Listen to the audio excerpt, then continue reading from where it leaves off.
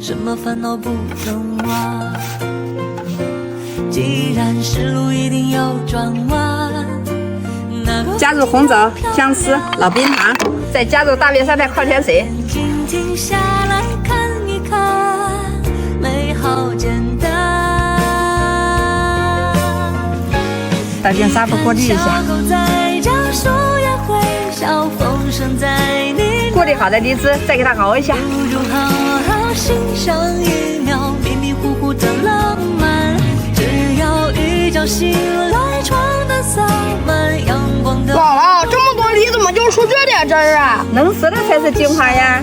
不用急急忙忙说一个答案。走，我去给你圆圆姐姐送去了。好呀。哇塞，真漂亮。